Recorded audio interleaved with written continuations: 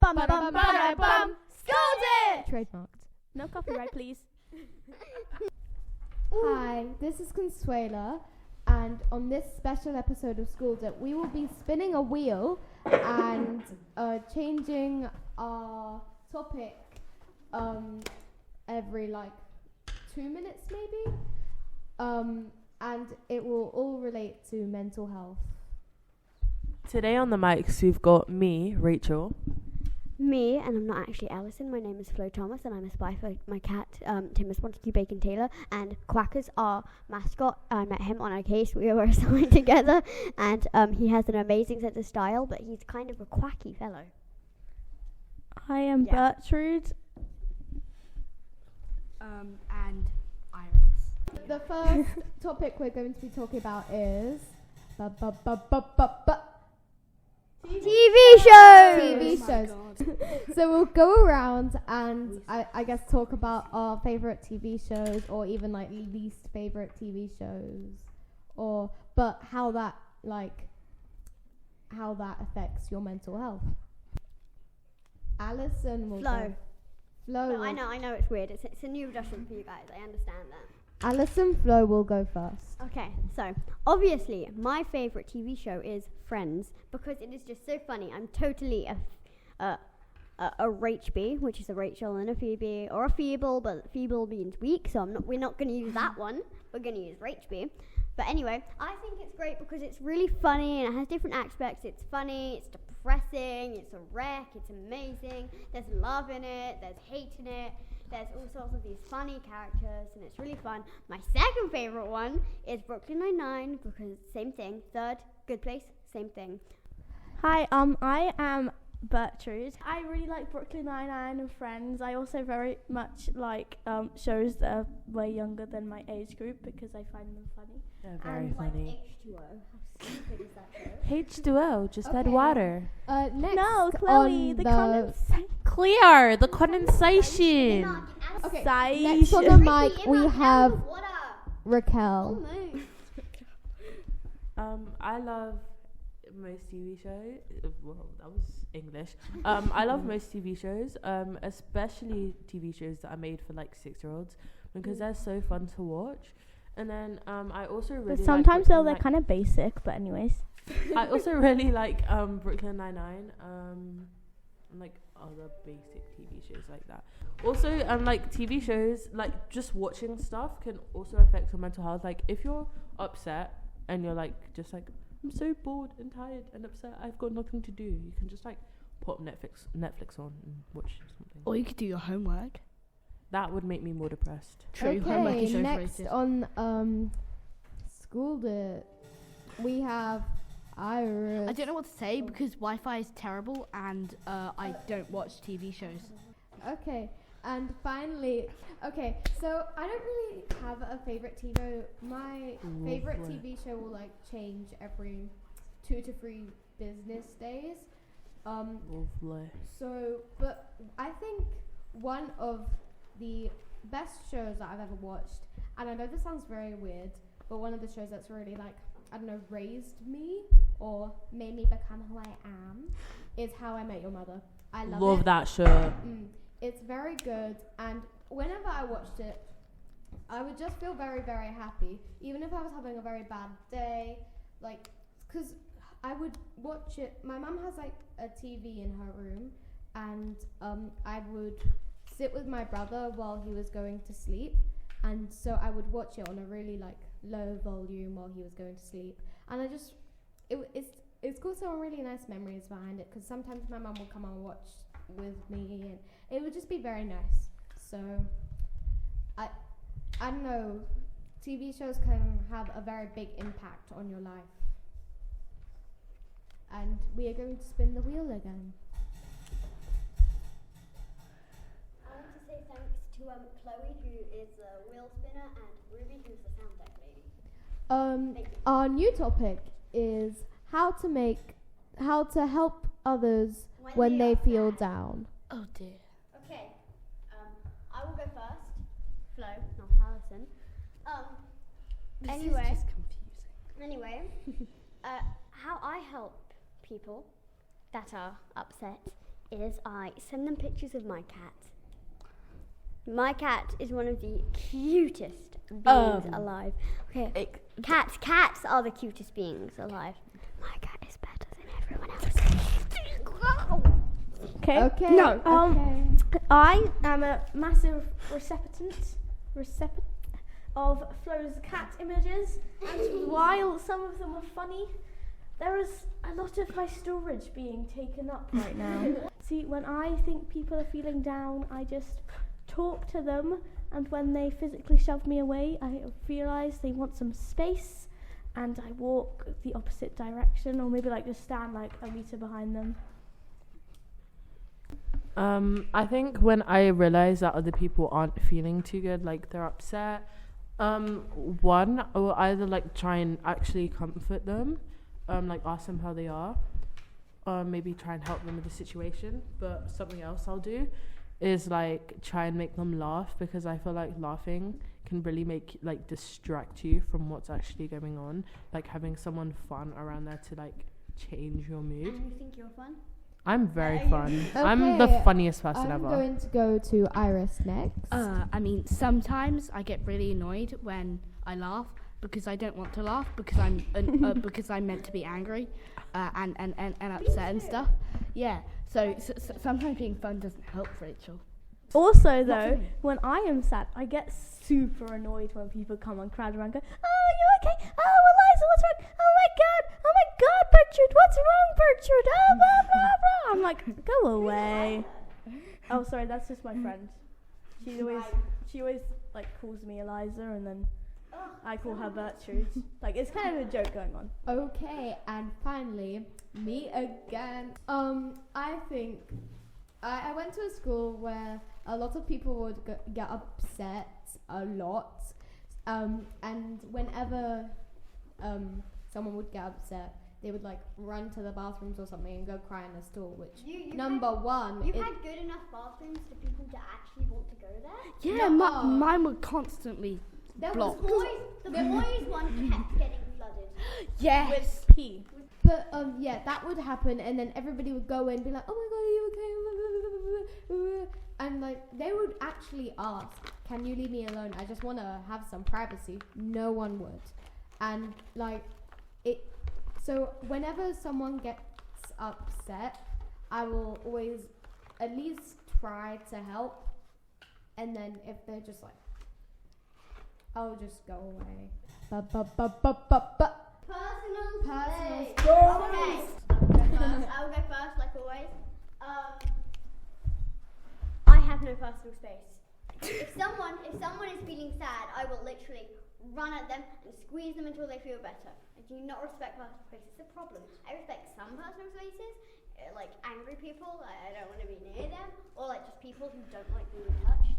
But you know, some like with Jess, my twin. No, not Jess. We don't share each other's identities. What? Okay. Anyway, with Me.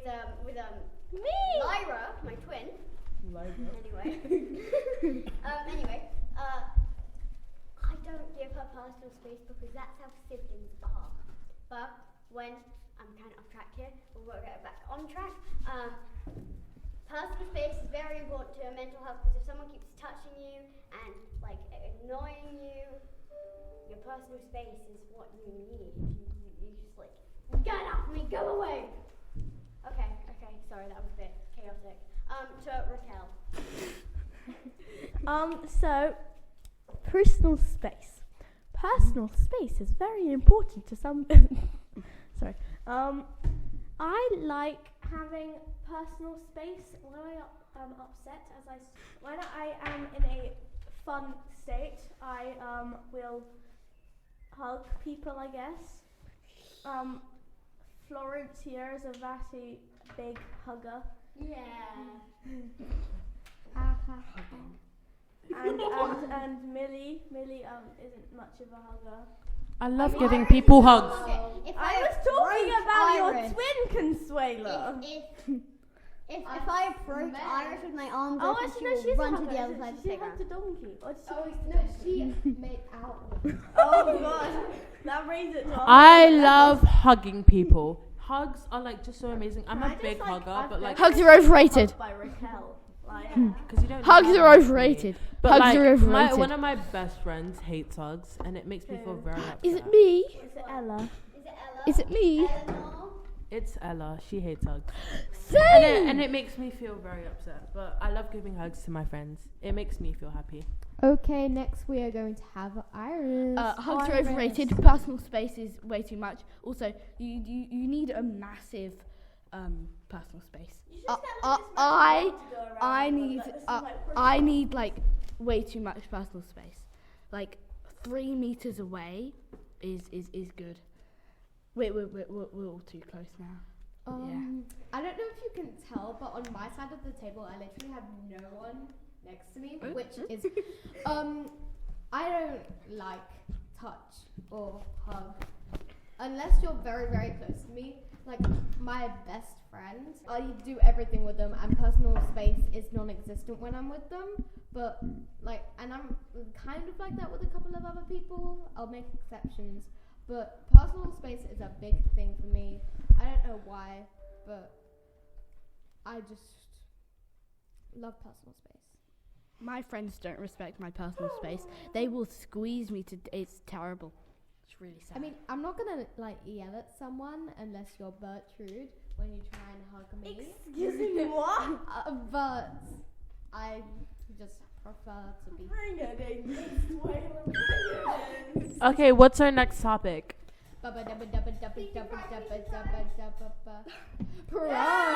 Pride! What are the chances? What are the I'd like chances? to say another thank you to Chloe, our Miss, field those things spinner, are gonna and go. Ruby, our sound deck lady. Next, we are going to have. Spin the wheel. Oh no, we've already done that. Neurodiversity and disabilities. Yes, I love this.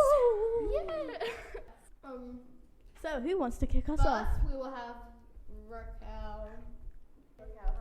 Okay, my opinion on like neurodiversity and disabilities is I've got a friend that's neurodiverse and she's a bit of a handful, so like a really big handful. But you know what? I think your brain being wired a bit differently is nothing to be ashamed of, and I feel like it's very great to have like your brain wired differently because it means you're different and you're not the same as everyone else.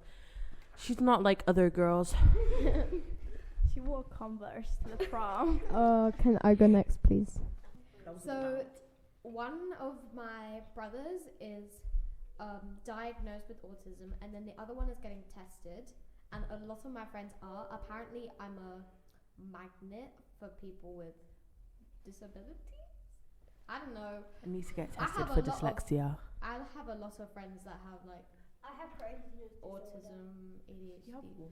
I don't know, but the best way to like deal with someone, and I'm doing air quotes, with a disability is nothing. Just they're not any different because Work with their someone. brain is like wired differently, like Raquel said. They are that's the only difference, and that doesn't make them any less of a person. So just don't treat anybody with a disability any differently than you would treat someone without one. I'll go next. I know a few people with disabilities. Some boy who went to my school had he had autism, and he was really clever. He was really clever, and he was always so energetic. And when he was performing in like school assemblies, he would really capture people's attention. But sadly, he got bullied quite a lot because of how he spoke and how he acted. But he was actually a really nice person. So I don't think that it's very. I think it's very, very nice how people treat people with disabilities below themselves. I'm Lois. I'm the enrichment officer at Stoke Newington School. So my god sister has Down syndrome, and she's very high functioning like someone with Down syndrome. And she says that there are a few things that she really doesn't like. One thing she says she doesn't like is a Down syndrome person. She says a Down syndrome person suggests that I am Down syndrome before I am a person, whereas a person with Down syndrome suggests that I am someone that has it as part of my character. It's not my whole character. And she doesn't like disability either. She says she's differently abled, is how she sees it. So I think that the words we use in our culture really dictate how we see people and how we act towards certain groups of people. So I just wanted to know what your views are on kind of using the word neurodiversity rather than disabilities. I'm just not smart enough to think of another word. Sorry. Yeah, it's I might be sorry, Raquel, but I don't know. Maybe I'm getting mixed up. My mum does say that one of them is better than the other. I think it actually might be neurodiversity, because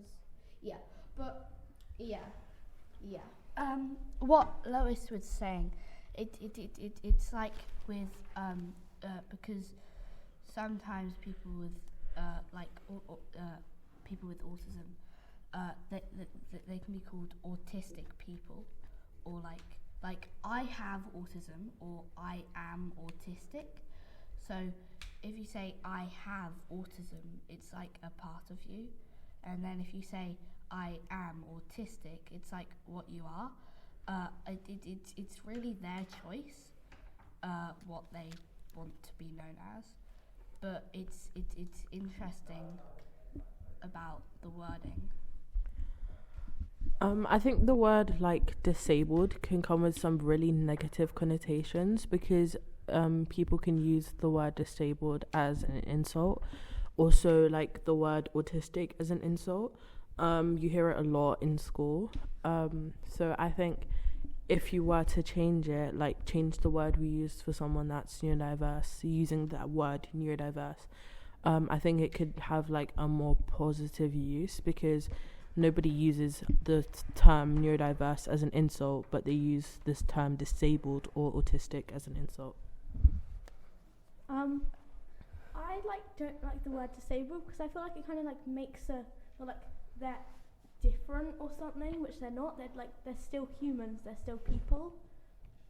They're like, it's like kind of like creating a boundary between like disabled people and not disabled people. But shouldn't we just be people instead of like making like boundaries between two different, like we're all people, instead of making the boundaries and like different like lines between social groups and stuff? That's a very good point. Yeah, the word disabled has a lot of negativity. So maybe like, I don't know a better word. But Neurodiverse. But I'm just trying to think of words that could not be put in a negative sense. Because in our school, if someone's acting a bit off, or like someone is just not feeling their best today, a lot of the boys just call them disabled or like have autism or something, and I think that's like extremely rude to do, because that's not what people with. That's not. Yeah. Okay. Sorry, I don't know what I'm. That's not I what the forgot my words- train of thought. That's not what the words Yeah. should be Yes. being used for. Yes. But I just want to say, my brother, which shout out to my brother. I don't know if he's going to see this, but I just want to say, if my brother is listening to this, I love you a lot. I'm doing a heart. But my brother doesn't like. I don't know if it's just because he doesn't like being seen as different in any way possible. But he doesn't like acknowledging, like he doesn't, like in school, he doesn't think that it's a big deal that he's autistic. He doesn't like think that it should be, that there should be changes to like what he does, because he is autistic. Like this one toxic teacher he had in year like 2, there was a bad corner. Sorry, this is a bit long, but I'll make it shorter. There was a bad corner. Long story short. there was a bad corner that you'd be sent to if you were acting really badly. And for some reason, he didn't have a desk, and his desk was the bad corner. And he never got a desk for the whole year. And it was really sad, and my mum had no idea about it. And yeah, it was really sad. And yeah, he doesn't like to be acknowledged as like someone with autism, has autism, disabled. I don't think he even likes being seen as neurodiverse. I think he just likes being seen as himself.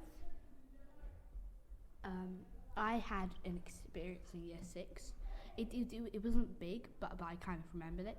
So we were watching Newsround, and there was somebody with autism talking about something. I can't remember, but the person behind me, he kind of waved his arms about and said in like a slurred voice, "I'm autistic," even though he wasn't. It just, yeah, and there was also, so it's like he was comparing people with autism to like not being able. Drunk people, like when you're really drunk, your voice gets slurred. But like, Yeah. Comparing them. Sorry about this. Wait, I don't know. My vision's really blurry. Okay, I think that's the last topic we're gonna have. If anybody wants to add anything, yeah. just do that now.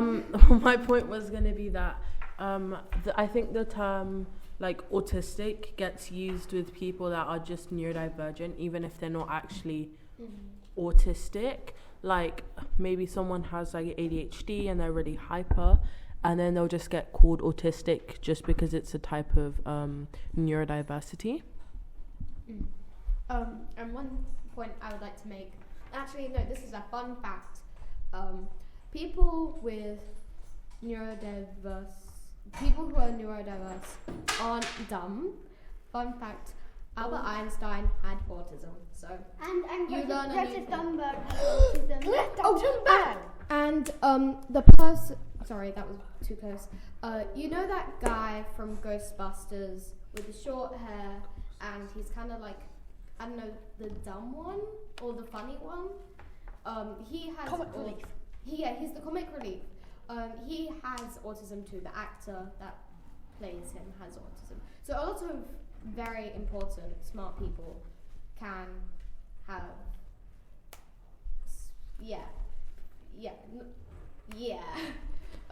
That's